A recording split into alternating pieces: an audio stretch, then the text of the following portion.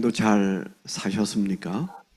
우리 혹시 왼쪽이나 오른쪽에 누군가가 함께 계시다면 그분이 가장 좋은 여러분들의 이웃입니다. 하나님은 오늘도 살아서 우리 가운데 역사하십니다. 그렇게 한번 하실까요? 하나님은 오늘도 하나님 살아서 오늘도 우리 살아계셔서 하나님 가운데 오늘도 살아서 역사하십니다. 아멘, 아멘.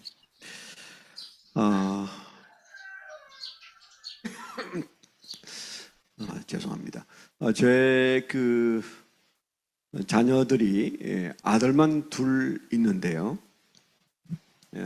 큰 아들은 가까이 살고 있습니다.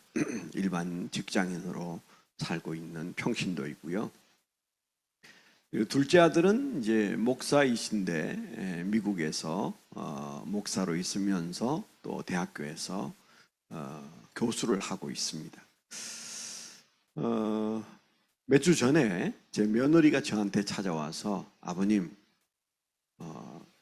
손녀 아인이 멘토링을 좀 부탁드리고 싶습니다. 그러더라고요. 뜻밖이었습니다. 우리 며느리도 멘토링을 할 수 있는 실력이 있는 사람이고 또 주변에 좀 더 편한 사람도 많을 텐데 이 늙은이한테 지금 12살 된 4학년 딸을 내한테 맡기나 그런 생각이 좀 들었어요. 그렇지만 무척 기쁘기도 했습니다. 손녀를 너무 아끼고 사랑하다 보니까 손녀와 함께 있는 시간이 그렇게 즐거운데 손녀는 그렇게 생각하는 것 같지가 않아요. 그래서 아주 간단 명료하게 인사하고는 뭐 별로 가까이에 붙어 있으려고 하지 않죠. 어렸을 때는 그냥 너무 귀찮게 해서 졸졸 따라다니고 할아버지를 너무 좋아하고 또 신방 가거나 제자 훈련하러 가면 울고 그럴 때가 너무 좋았어요. 그때는 5분만 같이 있으면 숨이 막히는 것 같아가지고 도망가고 그랬는데 지금은 거꾸로 손녀가 할아버지와 오래 있는 시간을 좀 견디기 힘들어하는 그런 걸 느끼면서 어떻게 내 옆에 좀 붙여볼 수 있을까 고민하고 있던 차에 멘토링을 부탁을 해서 제가 기꺼이 좋다고 했습니다. 지금 이제 오늘 오후 1시에서 2시 반까지가 그 네 번째 시간이에요. 세 번째 시간인 지난주에 손녀와 함께 아주 좋은 시간을 가졌어요. 손녀가 아주 진지하게 예수 그리스도를 주와 구주로 영접하는 시간이 있었습니다. 제가 브릿지 일루스트레이션, 그 브릿지를 가지고 제가 1시간 반 동안 손녀에게 그 복음을 정확하게 제시하려고 애를 썼고 손녀는 너무 잘 이해했고 이미 그 아이는 예수 믿는 아이지만 그러나 예수를 구체적으로 그렇게 복음을 듣고 예수를 영접한 경험은 없다고 그래요. 그래서 그러면 너가 이미 예수 믿지만 할아버지와 예수님을 제대로 한번 영접하자. 그랬더니 그러겠다고. 그리고 굉장히 기쁜 시간을 가졌습니다. 그런 멘토링을 제가 하게 된 축복을 손녀를 붙들고 한 7번 정도 특별한 시간을 갖게 된 배경은 뭐 잘은 모르겠어요. 몇 달 전에 우리 장로님 가정에서 미국에 있는 그 아들네가 잠시 한국에 들어왔을 때 그 장로님이 그 손녀, 초등학교 지금 현재 6학년인 손녀를 붙들고 한 5번에 걸쳐서 멘토링을 했어요. 그 얘기가 이제 소문이 저희들 귀에 들려서 야, 어떻게 그 찬스를 붙들고 그렇게 했을까? 미국에서 자란 아이이기 때문에 이해하기도 어려웠을 텐데 이제 그러면서 저희가 참 부러워하기도 하고 축하하기도 했어요. 그랬더니 아마 며느리가 그 얘기를 들었는데 우리 아이니도 4학년이지만 지금쯤 아버님께 부탁을 해야 되겠다. 뭐 그런 생각을 한 모양이에요. 근데 그 뿌리는 더 깊습니다. 오래전에, 아주 오래전에 그 말한 그 장로님의 가정에도 아들이 있고 딸이 있는데 둘 다 장가가고 시집가서 이제 아기들을 여럿 낳고 살죠.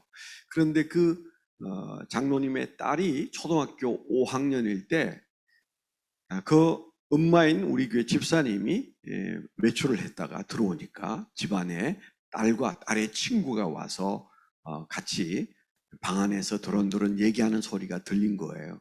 그래서 누가 왔나 하고 문을 열어봤더니 밥상을 차려놓고 오렌지 주스를 2잔 따라놓고 하얀 종이를 펴놓고 성경을 펴놓고 그 아이와 대화를 하고 있는 모습이었어요. 그 모습은 그 엄마가 멘토링을 아주 잘하는 분이었는데 그 엄마가 멘토링하는 모습을 평소에 그 딸이 보았겠죠. 그리고는 자기 친구를 데려와서는 엄마가 하는 모습 그대로 상을 펴놓고 그리고 A4 용지를 펴놓고 그리고 주스를 2잔 딱 따라놓고 성경을 펴서 그 아이에게 뭔가를 얘기하는 모습을 본 거예요. 엄마가 그 문을 열어보고는 단박에 내가 하던 짓을 저 아이가 흉내를 내고 있구나. 너무 기뻤다는 거예요. 내용이야 뭐 다르거나 가르치지 않아서 모르겠지만은 엄마가 그렇게 하는 모습을 아름답게 봤다는 거잖아요. 그러니까 자기 친구를 초청해서 엄마가 하는 모습 그대로 그렇게 성경을 펴고 종이를 펴놓고 그리고 그 펜을 들어서 뭔가를 지금 그 친구에게 얘기하고 있는 모습을 보면서 행복했었느라고 그렇게 얘기했었는데 이번에는 지난 몇 달 전에는 미국에서 잠시 들어온 손녀를 그 장로님이 그렇게 했다는 얘기를 제가 들었습니다. 뭐 멘토링이 그렇게 책상 앞에서 하는 거냐 궁금해하실 분들이 계세요. 저희가 시간이 많지 않아서 좀 아주 디테일하게 설명은 못하겠지만은 우리가 멘토링의 지금 현재 기본을 얘기하고 있잖아요. 기본적인 마인드가 뭐냐? 도대체 멘토링이 뭐냐? 멘토십이라는 게 뭐냐? 그런 얘기를 하면서 그 멘토는 어떻게 뭘 하는 것이고 멘토리 혹은 멘티는 혹은 프로테제라고도 합니다. 뭐 명명하는 말이 여러 가지. 저는 멘토리라고 합니다. 그 멘토리는 도대체 그러면 멘토에게 어떤 관계를 가지고 무엇을 배우고 무엇을 따르는가? 뭐 이제 그런 질문들이 좀 우리가 기본적인 얘기고요. 그게 이제 실제로 멘토링에 실제로 들어가면 교회 안에서 우리가 멘토링 사역을 한다 그랬을 때 몇 가지 멘토링 그 프로그램이 있죠. 그 중에 가장 제가 중요하게 여기는 것이 새신자 멘토링이에요. 뭐 다른 말로 한다면 새신자 교육이라고 말해도 괜찮아요. 교회에서 다들 새신자 훈련 혹은 교육 하잖아요. 그런데 그런 새신자를 교회에 정착시키는 데 있어서 가장 좋은 것이 새신자 대상으로 하는 멘토링이다. 복음으로 접근하는 멘토링이다. 이렇게 설정을 해서 저희가 그 프로그램을 만들어서 이제 마지막 시간에 4번째 시간에 제가 간단하게 소개를 할 겁니다. 이제 그렇게 해서 그런 프로그램을 작동하면서부터 교회에 엄청난 변화가 일어나고 있는 것을 제가 38년 동안 목도하고 있어요. 그러면서 이게 우리가 바로 눈앞에 있는 예수님이 하신 그것을 우리가 놓쳤었는데 약간의 흉내만 내도 이렇게 큰 효과가 있구나. 제가 늘 얘기합니다. 뭐 그게 대단해요? 예. 겉으로 보면 그죠? 그게 그거 같고 똑같아요. 그런데 예수님이 하신 원칙을 쫓아서 하려고 애를 쓰면서 그 프레임을 유지했을 때 얼마의 시간이 지나고 나면 숲을 이루고 있는 아주 장대한 모습을 보게 돼 있어요. 그래서 제가 롱텀 미니스트리를 그 전에 1월 달에 얘기했잖아요. 단기 효과는 볼 수가 없어요. 그렇지만은 우리 목회가 장기 목회지 않습니까? 그렇기 때문에 굉장히 중요하다 그런 생각을 합니다. 제가 조금 옆으로 좀 가서 갑자기 생각난 얘기를 하나 하면 제 좌우명에 두 가지가 있는데요. 뭐 여러 가지겠지만은 가장 중요하게 여기는 두 가지가 있습니다. 하나는 목회 잘 하려고 하지 말고 바르게 하라. 그런 말이고요. 다른 하나는 평생 하는 목회 즐겁게 하라. 이 두 가지예요. 제가 고등학교 때 원래 저는 이제 장로교에서 태어나서 자란 통합적 장로교 교인이었는데 고등학교 때 침례교 목사님을 만나게 되고 그 침례교 목사님에게 신앙 지도를 받았습니다. 그 목사님의 성함이 김종해 목사님이신데요. 그분이 제가 이제 고등학교 2학년 때쯤부터 신학교를 가겠다고 했을 때 종종 목회에 대한 말씀을 해주셨어요. 그 어른은 아주 그 독특하신 어른이 있어요. 훌륭하신데 그때도 저에게 한 번도 반말을 하신 적이 없었어요. 지금까지. 언제나 좋은 대우를 쓰셨어요. 근데 여러분 혹시 여러분 경상도 목사님 계시잖아요. 경상도는 그저 대부분의 얘기가 말이 짧아요. 그냥 반말 비슷하게. 그게 친하다는 의미예요. 난 당신하고 친하고 싶어요. 그런 뜻으로 그저 반말 비슷하게 하거든요. 근데 서울 사람들은 그거 아주 못 견디더라고요. 제가 중학교를 마치고 서울에 올라왔는데 제가 친하다는 의미로 반말 비슷하게 하면 굉장히 불편하게 여기더라고요. 문화가 다르더라고요. 그래서 저는 반말을 하셨으면 좋겠는데 항상 좋은 대우를 쓰세요. 지금도 그 어른은 존경하지만 어렵습니다. 거리가 안 좁혀지는 듯한 그런 생각이 들었어요. 저희 아버님은 그냥 배를 타고 농사를 짓던 분인데 내가 서울 간다니까 객지보선 10년이다. 10년 위아래는 다 맘먹어도 돼. 뭐 이런 농담을 하신 적이 있었어요. 그런 식인데 그분은 그렇게 격식을 잘 갖추는 어른이신데 제게 해준 말씀이 목회는 잘하려고 하면 마가 끼어서 꼭 무너지거나 사달이 난다. 목회는 잘하려고 하지 말고 바르게 하면 된다. 하나님의 평가 앞에 서야지 사람들의 평가 앞에 서면 잘하려고 한다. 그래서 성공한 목사가 되려고 하지 말고 하나님 앞에서 내가 바르게 하려고 애썼다. 그러면 그게 100점이다. 늘 그러셨어요. 정말 그 마음속에 제가 옳게 여겨졌습니다. 지금도 그렇게 생각합니다. 바르게 했는지는 모르겠지만 바르게 하려고 평생을 애썼고 지금도 남은 인생은 바르게 살아야 된다. 그런 생각으로 삽니다. 그런데 목회하면서 더 획기적인 좌우명이 제가 목회에 나올 때까지 가장 큰 영향을 주셨던 삼호교회 안종대 목사님, 사목의 안종대 목사님이 제게 늘 하신 말씀. 김선호사, 목회는 평생 하는 거요. 즐거워야 돼. 즐거워야 돼. 나는 하다가 즐겁지 않으면 그 일을 바꾸거나 내려놓는 일들을 서슴지 않고 한다고 그러셨어요.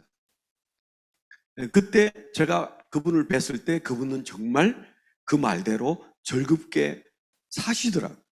목회는 저렇게 즐거운 건가? 그분을 만나 뵙기 전에는 목회는 아주 심각했어요, 저에게는. 그래서 얼마나 많이 피하려고 했다고요. 수없이 도망 다니다가 입학한 동기들이 다 목사되고 심지어는 같이 공부하시던 분이 교수가 된 다음에 그분 앞에서 공부를 복학을 해서 했다니까요. 그 이유는 목회 가능한 한 피하고 싶다. 이 괴로운 일을 내가 꼭 가야 하는가. 근데 그런 마음이 제 안에서 많이 작동했었어요. 근데 그 목사님은 이건 평생 해야 되니까 즐겁게 해야 된다. 그렇게 말씀하실 뿐만 아니라 언제나 즐거우셨어요. 기분이 가장 좋을 때는 휘파람을 부시더라고요. 교회 건축하면서 굉장히 어려운 주변과 갈등이 있어서 굉장히 어려워서 목사님이 도망쳐 다닐 때도 휘바람 불면서 도망쳐 다니시더라고요. 저분은 정말 목회를 즐기는구나. 저 어려운 건축도 지금 즐기고 있구나. 제가 이제 그런 것을 보면서 제 마음속에 나는 목회가 참 심각한 사람인데 즐겁게 해야 될 텐데 그게 가능할까? 천성적으로 까다롭고 뭐든 따져보고, 우리가 디스커에서 저는 신중형이거든요. 돌다리를 두들겨보고 건너지 않는 사람, 이런 사람을 우리가 신중형이라고 그러잖아요. 저는 그런 류의 사람인데 정말 목회가 즐거울 수 있을까? 참 큰 퀘션 마크를 가지고 제가 목사 안수를 받았는데, 그리고 개척을 한 지 38년 됐잖아요. 솔직히 말씀을 드리면 언제나 즐거웠습니다. 기분이 늘 좋아졌다, 좋았었다, 뭐 그렇게 말하기는 어려워요. 저희 교회도 얼마나 많은 시련이 있었겠습니까? 그랬지만 제 마음속에 항상 지금보다도 사실은 개척할 때, 교인 하나도 없었을 때, 교인이 그저 몇십 명 정도밖에 되지 않을 때, 그럴 때가 더 즐거웠어요. 정말 그때는 구름 위를 걷는 것처럼 행복했습니다. 돌이켜보면 하나님의 은혜지만 그게 제 좌우명도 작용했으리라 그렇게 생각이 되는데, 그럼 도대체 무엇 때문에 그렇게 즐거웠는가? 목회가 잘 돼서 즐거웠는가? 아닙니다. 제가 지난번에도 말씀을 드렸잖아요. 명성교회와 같은 건물, 같은 층에 함께 있을 때 그 우리나라에서, 아니 전 세계에서 가장 급성장하는 교회와 함께 있으면서 팔이 날리고 있는 목사가 뭐가 그렇게 즐겁겠어요. 상황은 그렇지 않았거든요. 그런데 거기에서 버텨내고 명성교회 주변의 모든 교회들이 다 떠나거나 문 닫을 때 저희는 여전히 그 교회와 함께 살아온 가장 큰 이유는 제가 지치지 않았기 때문이고, 지치지 않은 이유는 즐거웠기 때문에. 근데 그때 도대체 뭐가 당신을 그렇게 가장 즐겁게 했어? 그렇게 묻는다면 저는 뭐 단연코 할 수 있는 말 한마디가 있다면 멘토링이었다. 한 사람 만나고 그 사람의 변화를 보는 즐거움은요, 우리가 다 알잖아요. 전도의 즐거움을 아시잖아요. 전도가 어렵지만은 그 전도의 열매는 우리를 얼마나 신나게 하는데, 그런데 이렇게 주기적으로 예수를 영접하고, 그리고 눈에 띄게 사람이 조금씩 변해가는 게 눈에 띄게 달라져 보이고, 언젠가는 그 사람이 또 나를 잘 이해하는 사람이 되고. 여러분 한번 생각해 보세요. 설교 잘하기란 참 어렵지 않으세요? 뭐 여러분들 중에 설교에 부담을 안 가진 분도 계시지만, 제가 이렇게 보면 지금 목회하시는 분도 제 앞에 지금 보입니다. 이 현장 목회를 하시고 계신 분들에게 있어서 설교를 잘 한다는 것은 너무너무 어려운. 지난번에 제가 말씀을 드렸잖아요. 설교 세미나를 좀 해주시면 좋겠다, 그렇게 말씀하시는 분이 계셨다고요. 여러분 중에.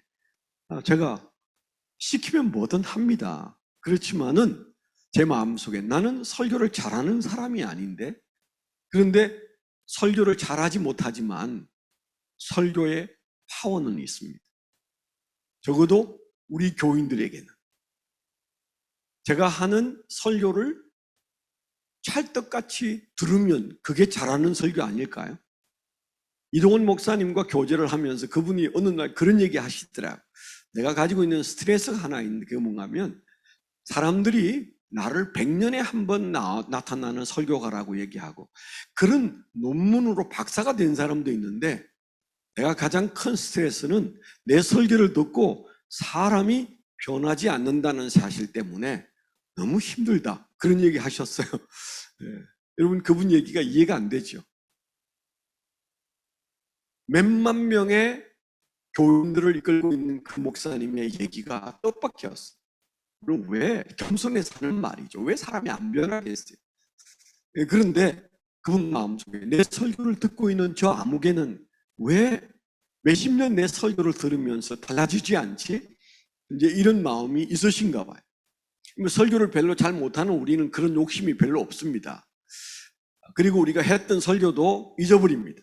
여러분 지난주에 했던 설교 집어넣고 언제 꺼내시려고요? 안 꺼내시잖아요. 책 안 만드시잖아요. 근데 그 교회는 설교하면 그 뒤에 바로 누군가가 테이프 가져가서 설교를 만들어냅니다.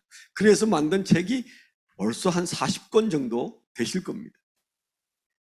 그런데 사실 사람의 변화를 읽는 만큼 흥분되는 일이 없어요.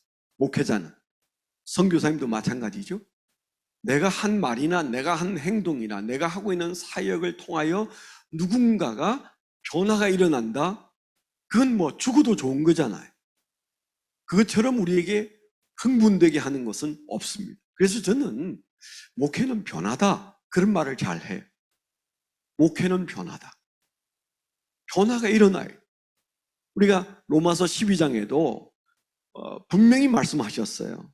변화를 받으라고 말씀하셨어요. 마음을 새롭게 함으로 변화를 받아. 이 새벽에 우리가 왜 이렇게 줌으로 함께 모여 있을까요? 혹시 오늘 주님 앞에 드리는 이 새벽 기도로 하나님이 마음을 새롭게 주시겠는가? 그리고 변화를 일으켜 주실 것인가? 그래서 하나님의 뜻을 알고 하나님의 뜻을 좇을 수 있을 것인가? 그런 기대가 우리 마음속에 있잖아요. 그래서 저는 내 목회에서 그렇게 항상 즐거웠던 이유는 어디에 있었을까? 가장 큰 것, 뚜렷하고 분명한 것은 제 사역에 언제나 멘토링이 따라 붙었다는 사실입니다. 그 멘토링에서 가장 큰 것은 뭘까요? 변화입니다. 한 사람이 예수를 영접하고 그리고 깨달아 무릎을 치고 그렇게 살려고 결단하고 그리고 그렇게 살고 있다고 말하고 어느 날 보니까 그렇게 비스무리하게 살고 있는 모습을 볼 때 이게 효과가 있다. 물론 우리는 설교를 통해서나 여러 가지 성경 공부나 우리가 사역을 통해서 변화를 이끌어내고 있습니다. 그렇지만은 제가 하는 말은 그 변화의 기초석이 되고 가장 강력한 변화의 중심에 멘토링이 있더라. 그 얘기를 거듭해서 하고 싶은 거죠. 그건 누구도 부정하기 어렵습니다. 왜냐하면 예수님이 그렇게 하셨거든요. 오늘 우리가 읽었지 않습니까? 아니 그렇게까지 하실 이유가 뭐 있으세요? 여러분 그 이면을 한번 상상해 보세요. 제가 갈릴리에 수십 번 갔는데 죄송합니다. 한 번도 못 가신 분도 계시죠? 저는 이 후방 목회를 하니까 가게 되는 케이스가 많아서 많이 가고 고고학 발굴도 가서 하고 또 제가 거기에 갈릴리에서 혼자 며칠씩 있으면서 그 갈릴리 호숫가 그 자갈밭에서 들어눕기도 하고 뒹굴기도 하고 누워서 하늘을 쳐다보고 베드로의 이름을 부르기도 하고 뭐 그러면서 혼자 그 갈릴리를 만끽했는데요. 그런데 그 제가 보니까 제가 거기 가서 느끼는 것은 도대체 왜 그러셨을까? 그래 예수님의 마음은 그거야. 그게 아주 절실히 느껴지는 게 여러분 제가 지난번에도 어떤 말씀을 드렸지만 베드로가 그물이 찢어지도록 고기를 잡은 사건은 도대체 누가 일으킨 사건이에요? 예수님이 이걸 일으킨 사건이잖아요. 여러분 다 아시잖아요. 이 생각은 별로 안 하시더라고요.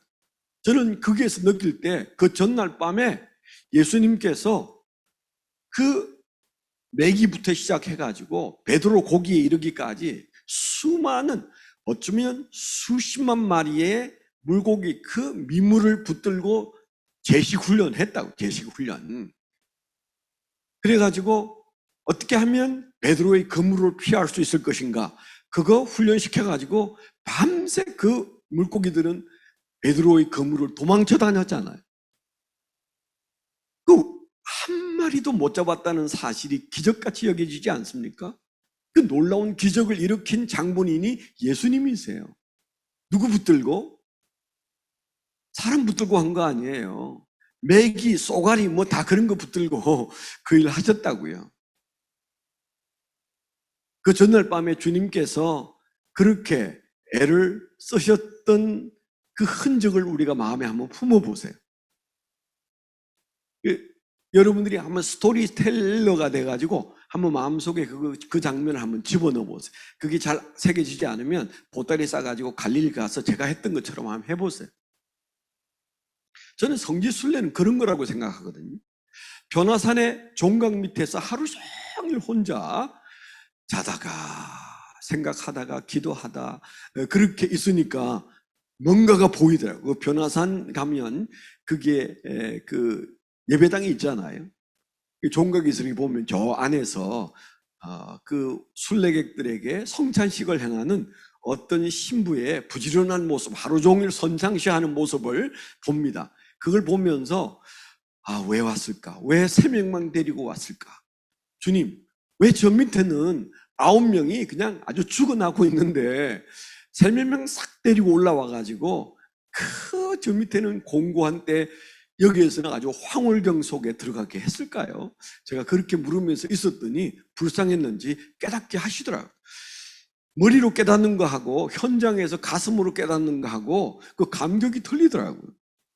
우리가 성경 주석 읽고 느끼는 거하고 스스로 깨닫는 거하고 다른 거하고 마찬가지예요. 여튼 주님께서 그렇게 애쓰셨구나. 그리고 딱 나타나셔서 그 배를 빌리시고 그 다음에 그물을 던지라고 말씀하신 다음에 일어난 결과는 뭐예요? 그 미물인 그 메기 쏘가리가 일시에 그냥 들어가려고 얼마나 몸부림을 치고 들어가려고 했으면 그물이 찢어질까요? 그 야단을 지기신 본인이 바로 예수님이세요. 그 현장에서 일어나는 그분 안에 고기들이 들어가는 모습을 주님께서 보시면서 무슨 마음이 들었을까요? 베드로의 마음의 문이 어느 정도 열렸나 그걸 보고 계셨을 거예요. 지난주에 한 거 다 잊어버리셨죠? 사람의 마음은 7개의 문이 있다. 그 7개를 착착착착 열기 전에는 변화가 일어나지 않아요. 그냥 우리가 그냥 벗겨 먹으려고 하면 우리가 먼저 지칩니다. 그래서 길게 보셔야 되고, 그리고 예수님이 공을 들인 한 사람 베드로, 그 베드로 물고기 잡는 죄송한 얘기지만 무식한 베드로를 마음의 문을 열기 위하여 그 전날 밤부터 갈릴리 바다 전체를 그냥 뒤집어 놓으셨던 예수님의 그 열정을, 한 사람에 대한 열정을 좀 우리가 오롯이 가슴에 한번 품어보세요. 부끄럽지 않으세요? 그 다음날 주님께서 물고기를 끌어올리는 베드로와 그리고 그 동료들의 모습을 보시면서 주님은 뭘 보고 계셨을까요? 베드로의 마음속에 문이 몇 개나 열렸나 보셨을 거 아니에요? 그 다음에 그의 문이 활짝 열린 다음에 오늘 읽은 말씀대로 그가 주님 앞에 어쩔 줄 몰라 하는 그의 모습을 보면서 이제는 나를 따르라. 그랬을 때 비로소 그가 예수님을 따랐습니다. 그리고 3년 동안 아주 열정적으로 주님을 따르는 제자가 되지 않았습니까? 그러니까 예수님이 사역하신 방법과 우리가 하고 있는 사역의 방법에 어느 정도의 차이가 있으며 그 강도는 어느 정도인가를 보시면 됩니다. 우리가 대체로 방법은 알아요. 제가 하는 얘기 여러분 모르는 얘기가 있으십니까? 다 알고 있잖아요. 근데 우리가 그것을 어떻게 어느 강도로 받아들이냐에 따라서 카피가 되느냐 아니면 패러디가 되느냐 그런 차이라고. 제가 1월 달에 5가지 평범한 목회자가 열심히 해야 되는 것을 제가 하고 있더라 하는 얘기를 드렸잖아요. 그 중에 하나가 카피 미니스트리 말씀을 드렸죠. 이미 벌써 다 잊어버렸을 거예요. 그런데 그 카피 미니스트리 우리가 평범하기 때문에 내가 창의적으로 만들어내서 가지고 있는 것은 없습니다. 있어도 그 시시한 거. 전 그래서 저도 책 한 권 쓰고 이제 2번째 책을 몇십 년째 못 쓰고 지금 만지고만 있는데 그 책을 열심히 쓰느라고 인생을 다 허비한 사람들을 제 주변에 많이 봐요. 그래야 될까 싶은 생각이 많이 들어요. 그러니까 우리가 작은 것들은 자기가 잘하는 게 들어있어요. 작은 것. 기능들. 그러나 지금 제가 말씀을 드리는 아주 중요한 목회적, 사역적 측면에서 우리가 카피해야 될 것들이 우리에게 나타났다면 그건 정말 예수님이 하신 노력처럼 한 사람을 낳기 위해서 저렇게 애를 쓰시는 예수님의 열정을 우리가 좀 가져야 되는 거거든요. 그래야 패러디가 아니고 제가 말씀을 드리는 카피가 철학까지 옮겨 붙은 그런 것들이 되는 거죠. 그 철학을 가지고 누구에게서 배운 그것을 여러분 한 3년 이상만 쓰시면 내 거 되고, 그리고 누구에게 배워서 가져왔다는 생각 안 합니다. 내 거라고 생각합니다. 그걸 여러분 한 10년만 쓰면 아까워서 못 버려요. 그리고 여러분 10년 다듬었다면 그건 그 사람의 것이라고 말해도 틀리지 않아요. 예를 들어서 우리가 내비게이터에서 잘하는 도슨 트로트맨이 제시했고 내비게이터맨들은 하고 있는 브릿지 일루스트레이션, 아까 제가 우리 손녀에게 적용했다는 브릿지 전도법, 저는 가장 탁월한 전도 방법 중에 하나라고 생각하는데 여러분 다 나름대로 한 7가지 정도의 전도 방법을 가지고 계세요. 근데 아주 완벽하게 소화했다라고 생각하는 것은 한 3가지 정도는 있으셔야 해요. 가장 쉬운 사형리부터 시작해가지고 뭐 우리가 전도 폭발 전도법이나 또 브릿지나 뭐 많이 있잖아요. 근데 제가 만나본 대부분의 목사님들은 어느 하나도 자신 있게 쓰지는 못하더라고요. 왜 그럴까요? 제가 말씀을 드렸죠. 많은 목사님이 배움에 문제가 있는 것은 이해하는 선에서 안다라고 생각하는 실수를 범해요. 그 말 안 됩니다. 교육학적으로는 그건 틀린 거예요. 어떻게 이해하는 게 아는 거예요. 그런데 99%의 목회자는 이해해, 그거 알고 있어 이렇게 말할 때 그분의 중심에는 뭐예요? 이해하고 있어. 이해하는 것으로는 절대 써먹을 수가 없고 써먹어도 변화를 이끌어낼 수가 없습니다. 그 이해해서 할 수 있는 데까지, 우리가 지난번에도 우리가 상관 말씀에서 내가 분부한 모든 것을 가르쳐 지키게 하라, 그게 전제가 뭐예요? 내가 분부한 거예요. 주었어요. 그것을 가르치고 지키게 하는 그 단계로 가려면 나는 조교의 수준에는 와 있어야 해요. 여러분 논산훈련소에 가셔서 조교의 총검술 보면서 놀라지 않은 사람이 있나요? 저는 그 군대 가서 조교의 총검술 시범을 보고는 입이 딱 벌어졌어. 너무 멋있었어. 6주 마칠 때까지 그 비슷하게도 안 되더라. 그렇지만은 그 현란한 몸짓을 보면서 흥분이 되는, 그러니까 그게 조교 수준이잖아요. 예수님께서 가르쳐 지키게 하라, 그 말씀은 넌 조교로서 이제 시범을 보여. 그 시범을 보일 단계 가야 사람을 끌어내는 거거든요. 그게 카피입니다. 여튼 그렇게 우리가 예수님께서 한 사람에게 마음을 쏟으시는 모습을 보고, 그 다음에 여러분 기억나시는, 제가 지난번에도 언뜻 말씀을 드렸지만은 변화산 얘기, 마태복음 17장에 보면 변화산에 올라가신 그 예수님이 3사람의 제자를 데리고 올라가셨어요. 여러분 목회 그렇게 하면 목회 망합니다. 12사람 꼴랑 12명 데리고 목회하는데 그 3명만 싹 데리고 그 산에 올라갔어요. 그리고 그 밑에서는 아이 하나를 고치려고 애를 쓰다가 창피 몰상하게 되고, 그 다음에 나중에 그 베드로와 야고보와 요한이 올라가서 거기에서 변화산에 놀라운 신비 체험을 했다는 얘기를 들으면 뒤집어집니다. 같이 못 가요, 사실은. 그 위험한 목회를 예수님이 감수하셨어요. 이 사람들을 갈라놓기에 딱 좋은, 해서는 안 될 짓을 예수님이 하신 거예요. 지시라고 해서 죄송합니다. 그건 우리가 객관적으로 보면 그건 목회 저렇게 하면 안 되는데, 누가 봐도 그거 안 되는 거잖아요. 12명 목회를 하는데 3명 데리고 밥 먹으러 다닌다, 여행 다닌다, 좋은 거 보고 왔다, 극장 갔다 왔대, 베드로, 야고보, 요한 데리고 도마 같은 인간은 넘어가고 유다 같은 인간은 넘어갑니다. 어쩌면 유다가 그렇게 된 이유도 예수님의 그런 짓 때문이었을 수 있어요. 뭐 설교 아니니까 용서하십시오. 제가 좀 약간 재밌게 하느라고 그런 짓이라고 그랬는데, 주님께서 하나님 우편에 앉아 계시면서 지금 저놈 자식은 말을 저렇게 하냐 뭐 그러실 것 같아요. 근데 그건 맞잖아요. 여러분 목회 그렇게 하시면 될 것 같습니까? 얼마나 조심해도, 저는 막 조심하면서 교인들 안 만나려고, 사사롭게 밥은 절대 안 먹으려고, 제가 평생에 제가 먼저 우리 교인의 사업장에 가본 적이 한 번도 없어요. 38년 동안. 무슨 말인지 아시죠? 선교사들은 잘 모르겠다. 주머니가 헐렁헐렁하면 목회자는 보통 이제 교인 신방을 갑니다. 대신방 아니고 혼자 신방 가요. 가서 사업장 가서 차 한잔 마시고 기도해 주면 주머니에 뭐 이렇게 봉투 하나 들어와요. 내 주변에 그런 친구들, 그런 사람들이 굉장히 많더라고. 어떤 부사역자는, 여의도에 있는 어떤 교회 부사역자는 저보고, 목사님, 제가 사례받는 것보다 주머니에 들어오는 돈이 더 많습니다. 그런 얘기를 하더라고. 그래서 제가, 이야, 이게 난 목회를 엉터리로 하나 보다. 1년 가야 주머니에 들어오는 게 몇 번 없어요.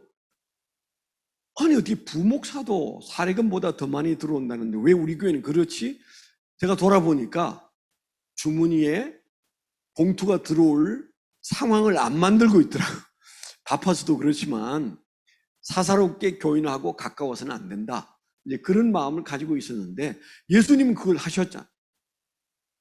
그래서 변화산에 3명 데리고 올라갔는데 저는 그게 그렇게 이해가 안 됐어요. 꼭 저렇게까지 해야 되나? 다 보여주면 더 좋잖아. 그게 12명이 다 올라가서 봤으면, 예수님이 그 변화산상의 모습을 다 봤으면 그냥 뒤집어졌을 거예요, 전부 다. 안 그랬을까요? 근데 도대체 그걸 모를 리는 없는데 왜 3명만 데리고 가셨을까? 제가 그 변화산에 올라가서 종일 거기에서 제가 있으면 종각 밑에 아주 편한 자리가 있어요.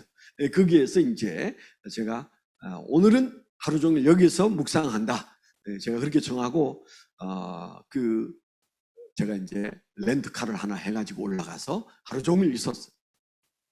그때 제가 그냥 느낀 것은 그거예요. 예수님의 멘토링은 주님이 미래를 내다보고 하시는 일을 제자들이 이해하지 못하는 것에 대해서 그렇게 어렵게 고민하지 않으셨구나 하는 생각이 들었어요. 왜냐하면 여러분 우리가 잘 아는 대로 베드로, 야고보, 요한은 12명의 제자 중에 예수님이 사역을 맡기고 가는 데 있어서 너무도 중요한 포지션을 나중에 가지고 있었잖아요. 베드로는 수장이었고 야고보는 첫 번째 순교자였고 요한은 맨 마지막까지 뒤설거지하는 제자였어. 그렇죠? 그렇게 만들기까지 그들에게는 특별한 서비스를 할 수밖에 없었어요. 제가 지난번 얘기할 때 찾아갈 때 7번을 찾아갈 때 갈 때마다 가능한 한 선물을 가져간다. 선물 같지 않은 선물이지만 가져가서 그것 또한 마음의 문을 여는 도구다. 제가 그런 얘기 했잖아요. 제가 얘기는 자세히 안 했지만은 제가 10시에 이제 그 집에 방문하게 되면 저와 제 아내가 둘이서 이제 갑니다. 아까 말한 것처럼 선물 하나 준비하고 그리고 기도 열심히 하고 바인다에 하얀 종이를 몇 장 딱 끼우고 그다음에 빨간 사인펜, 파란 사인펜 딱 여기 꼽고 그리고 그 거추장스러운 기타를 탁 울러매고 갑니다. 뭐 기타 잘 못 치지만 가져갑니다. 그리고 복사한 복음성가, 오늘 부를 복음성가 그거 복사 석장 해가지고 가지고 갑니다. 그럼 그 집 앞에 가서 10시에 만날 거면 10시 3분 전까지는 밑에서 차에서 대기하고 있어요. 미리 가서 기도하면. 그리고 딱 3분 전이다. 그러면 그때 나와서 그 집 앞에 딱 도착하는 시간에 정확한 10시입니다. 10시 딱 됐을 때 띵동 누릅니다. 그렇게 하는 분들이 있을까요? 저는 그래야 된다고 생각했어요. 그렇게 하고 이제 들어가서 이제 이렇게 3명이 앉아서 제일 먼저 제가 하는 것이 커피 한 잔 주세요. 그렇게 해가지고 커피 한 잔을 이제 마시고 그런 다음에 제 아내가 그 집을 위해서 복을 빕니다. 그런 다음에 제 아내는 이제 임무를 띄고 움직이는데 그 임무가 뭔가 하면 그 다음이네. 찬송을 한 다음이네. 제 아내가 하는 임무는 잡상인 오면 쫓아내고 그 다음에 전화 오면 대신 받고 애 있으면 그 애 봐주고 그런 일이 없다면 그 옆에 저만큼 떨어져서 이제 청춘 남녀가 앉아서 성경 공부하는데 감시자가 있어야 되잖아요. 외간 남자가 그 집에 들어가면 큰일 나는 거죠. 그래서 제 아내가 아주 거머리처럼 따라붙어서 극에 가서 이제 증인 노릇하고 그러면서 저는 약 1시간 반 내지 2시간 그분과 이제 그 멘토링 내용을 나누는데 바로 그때 제가 기타를 치면서 준비해간 복음송가를 부르는 거죠. 아무거나 부르면 안 되고 정말 오늘 이분에게 이 찬송이 적어도 오늘만큼은 18번지가 되도록 그 마음에 와서 닿을 수 있는 찬송을 부릅니다. 다음에 제가 기회가 닿으면 다시 한번 리뷰해 드릴게요. 찬송은 어떻게 선곡하고 어떻게 불러야 그 세 사람이 앉아서도 눈물이 날 수 있겠는가. 눈물이 나는 건 변화의 조짐입니다. 그렇죠? 제자 훈련에도 눈물이 나야 되고 맨투맨에서도 눈물이 나야 되고 가능하면 설교에서도 눈물을 나게 했으면 좋겠는데 그건 잘 안 되더라고요. 기술이 없어서. 그런데 여튼 사람의 마음에 감동이 와서 마음의 문이 열렸다는 증거가 뭡니까? 그게 웃는 거고 그게 더 깊어지면 우는 거죠. 아, 마음이 열렸구나 라고 생각할 수 있는 단계가 우는 겁니다. 눈물입니다. 감격입니다. 그 다음에 이제 조금 시간이 지나서 보면 변화되어 있는 모습을 우리가 보게 돼 있죠. 그래서 변화가 없는 멘토링이나 변화가 없는 제자 훈련이나 변화가 없는 설교를 그거 설교라고 할 수 있을까요? 우리는 변화를 추구합니다. 하나님께서 말씀으로 천지를 창조하신 것처럼 설교는 창조 사역이에요. 제자 훈련도 창조 사역입니다. 멘토링도 창조 사역입니다. 그 창조란 곧 기가 막힌 변화를 의미한다면 그 변화가 없는 것은 때려치우든지 어떻게 내가 변화에 도달할 수 있겠는가? 도대체 뭐가 문제라서 이 귀한 하나님의 말씀으로 내가 접근했는데도 사람의 마음의 문이 열리지 않고 변화가 일어나지 않는단 말이냐? 왜 저 정도의 변화만 일어나고 멈춘단 말이냐? 그건 우리가 고민해야 되는 부분이죠. 우리가 그 변화의 한 중심에 우리가 브릿지의 역할을 하고 있잖아요. 제가 한 말을 그대로 받아들여서 한번 여러분 적용해 보세요. 변화다. 변화가 일어나고 있나? 안 일어난다면 왜 안 일어나고? 변화는 왜 저기에서 멈추나? 내가 기대하는 변화에 왜 도달하지 못하나? 물고기 잡으려고 밤새 고생하던 베드로가 다 집어던지고 예수님이 나를 따르라 그랬을 때 그냥 예수님을 따랐던 도대체 그 변화는 내 사역에서는 왜 일어나지 않는가? 그걸 고민을 해야 되거든요. 왜냐하면 그 변화가 저를 즐겁게 하더라고요. 그러니까 신났어요. 한 사람이 변하는 모습을 보면 거의 한 달 정도는 기분이 좋아요. 근데 제 경험에 뭐 거의 한 달 안에 한두 사람씩 변화를 일으키니까 꼭 그런 건 아니지만 그러니까 살맛이 나잖아. 이제 그렇게 내 인생에 즐거웠던 이유는 사역이 즐거웠던 이유는 교인이 많아서도 아니고 능력이 나타나서도 아니고 또 뭔가 내가 원하는 것들을 하나님께서 응답해 줬었어가 아니고 이 변화가 일어나는 현장에 내가 서 있었기 때문인데 크든 작든 변화가 일어나는구나. 이 컨셉에는 변화가 일어날 수밖에 없다. 이걸 발견했거든. 그러니까 여러분 생각해 보세요.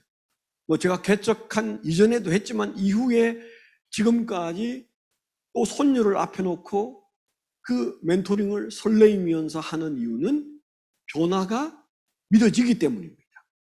그러니까 그 컨셉에는 변화가 가장 잘 일어날 수 있다. 이유는 예수님의 방법이었으니까요. 그래서 예수님께서 어느 날 이제 마지막 최후의 만찬을 하신 다음에도 예수님은 겟세마네 동산에 가셨어요.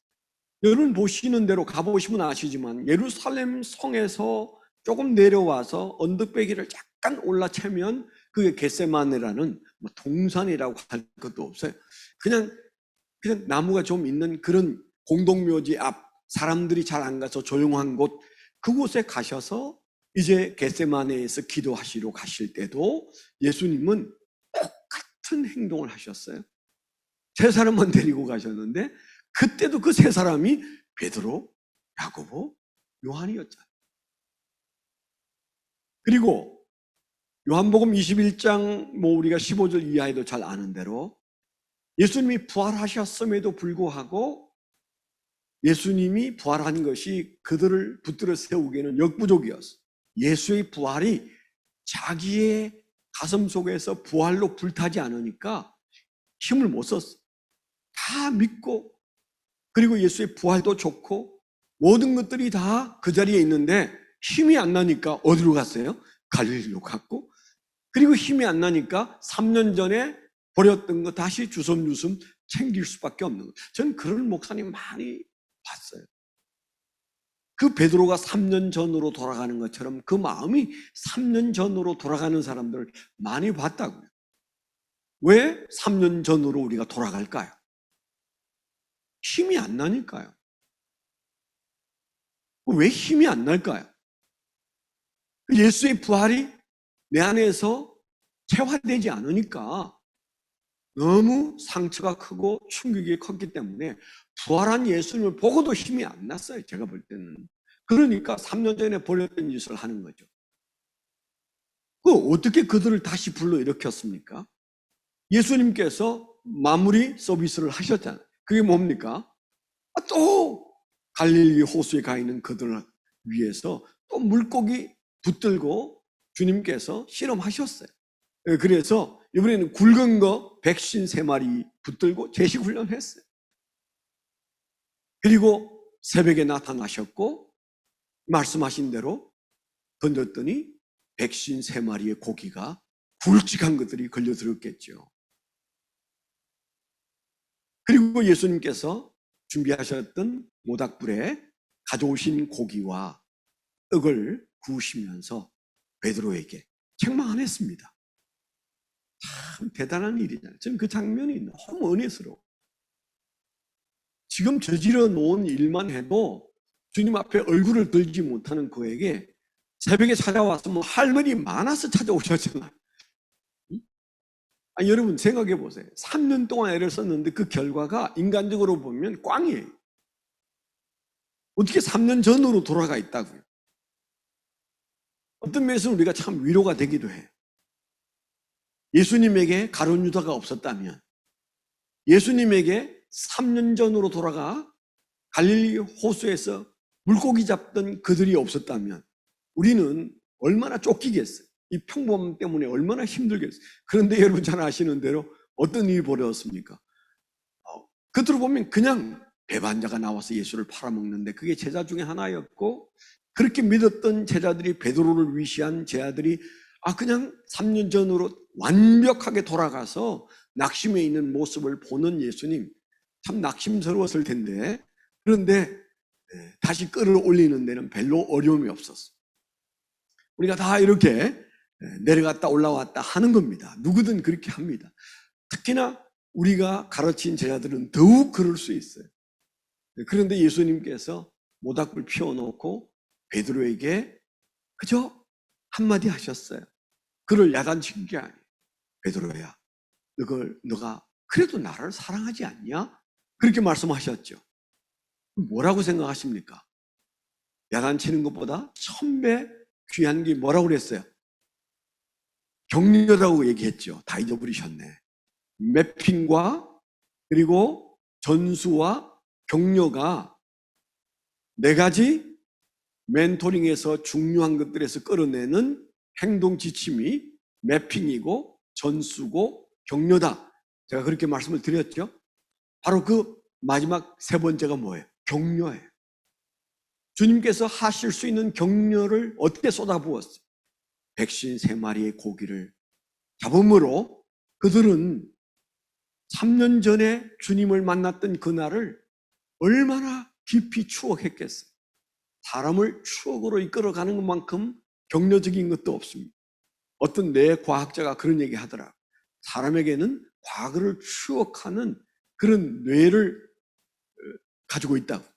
그래서 3년 전에 주님을 만났던 바로 그때 그 밤새 허탕친 다음 예수님 말씀 한마디로 그물이 찢어지도록 고기를 잡았던 그날을 그들은 어마어마하게 충격적으로 회상했을 것입니다. 그리고 예수님께서 그들에게 떡과 물고기를 주셔서 그들의 허기를 채우게 한 것. 배고픈 때는 아무 말도 안 들려요. 그렇잖아요. 배고플 때 절대 우리가 진지한 회의는 해서는 안 된다고 그러잖아요. 여러분, 목회 상담학 때 배우셨죠? 신학교 다닐 때? 숨겨놓고 회의는 그거는 죄악이다. 절대 그렇게 하지 마라. 그래서 저도 해보니까 뭐든 먹고 하면 부드러워요. 그래서 일단 먹는 거예요. 가정교회도 제일 먼저 하는 일이 뭐였습니까? 뭡니까? 먹는 거예요. 먹는 거예요. 아주 실컷 먹여요. 그리고 아주 배부르게 한 다음에 그 다음 단계가 시작이 되는 거. 이거 허술한 얘기지만 우리가 놓치고 있는 결정적인 것일 수도 있다. 예수님께서 먹이셨어요. 그들의 배가 차오르면서 다시 주님 앞에서 몸둘 바를 모를 때 예수님이 무슨 말 할지 베드로가 충분히 알고 있어요. 죽었구나 이제. 오늘 무슨 말을 하실지 내가 충분히 안다. 주님께서 말씀뿐만 아니고 무슨 행동을 하실지도 걱정된다. 그래서 예수님께서 쏟아놓을 그 끝들에 대하여 잔뜩 상상하고 있는데 엉뚱한 얘기를 해요. 너 사랑하지 않냐 나를? 그렇게 얘기하셨어요. 충격이야. 3번씩이나 그 얘기를 하시면서 야단친 거 아닙니다. 그의 마음속에 있는 사랑으로 모든 허물을 덮어주시는 장면. 그러면서 3번 사랑을 묻고 하신 말씀이 사역을 얘기했어요. 내 양을 먹이고 내 양을 치라. 그에게 어마어마한 격려를 주신 장면이 우리가 본 장면입니다. 그러니까 예수님은 제자훈련에서 우리는 제자훈련 하셨다는 사실은 기억하는데 무엇을 하셨는지에 대해서 첫 단추를 우리가 놓칠 수 있다는 얘기를 좀 길게 했습니다. 그 첫 단추가 뭐예요? 이런 부분. 예수님께서 베드로에 대하여 그리고 야고보와 요한에 대하여 그리고 다른 제자들에 대하여 다른 제자들이 어떻게 하셨는지는 우리가 성경에 가려 있어서 모릅니다. 근데 주님께서 제자들 부르실 때 하셨던 나다나엘을 부르실 때라든가 또 가룟 유다에게 하신 말씀이라든가 우리가 언뜻 조금씩 보이는 그 장면들에서 예수님께서 뭔가를 하셨는데 성경에 다 기록되지 않았을 뿐이에요. 그러니까 예수님이 부르신 12명의 제자들과 개인적인 관계를 충분히 유지하셨다. 이렇게 믿을 필요가 있어요. 우리가 그 관계를 끝까지 잘 가져가고 있는가? 그렇게 생각해 보셔야 된다는 거죠. 얘기를 시작하면 마칠 시간이 항상 와요. 큰일 났네. 서론했는데 이제 마칠 시간이 와서. 자, 그래도 좋은 강사는 시간의 길이만큼 잘하는 게 아니에요. 제가 오늘 소개하려고 가져온 이 책에도 나오는 얘기인데 멘토 예수라는 책이 있어요. 멘토 예수. 그렇게 대단한 책은 아닌데 제가 가지고 있는 책 중에 하나입니다.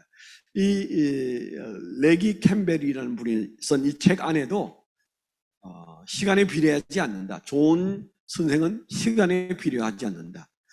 짧은 시간이어도 짧게 할 수 있어요. 그게 예수님의 모습이다. 우리가 평생 하는 목회를 예수님은 뭐예요? 3년에 하려고 하다 보니까 우리로 말하면 엑기스를 사용하셨는데 그걸 잘 보면 우리가 뭘 해야 될지 안다. 멘토 예수님이 보여주신 것은 시간의 길이만큼 잘할 수 있는 것이 아니다. 시간이 적으면 적은 대로 우리 인생의 남은 시간이 적으면 적은 대로 하나님은 활용할 수 있는 지혜를 주실 것이다. 그런 얘기를 했는데 오늘도 아주 짧은 남은 시간에 제가 할 얘기 몇 가지를 잘 말씀을 드리고 싶습니다. 지난번 제가 하다가 말한 얘기를 기억하십니까? 4가지 멘토링의 기본적인 전제가 있다. 부모 노릇, 선생 노릇, 코치 노릇, 그리고 친구 노릇을 통해서 우리가 이걸 사역으로 가져왔을 때 사역에서 우리는 무엇으로 펼쳐내느냐? 매핑으로 멘토링하고 전수로 멘토링하고 3번째는 격려로 멘토링한다. 거기까지 말씀을 드렸잖아요. 그런 것들을 놓고 우리가 멘토링적 관점에서 예수님의 사역을 보면 3가지를 기억해야 된다. 그래서 Church Mapping 3곱삼 그래서 3곱삼을 여러분 안 들어본 얘기지만 제가 얘기를 하다가 얘기를 마쳤는데요. 예수님께서 하신 사역을 멘토링적 관점에서 제가 깊이 묵상하고 들여보니까 이렇게 말할 수 있더라. 여기 이제 집이 있다고 생각해 보세요. 여기 이제 집이 있다.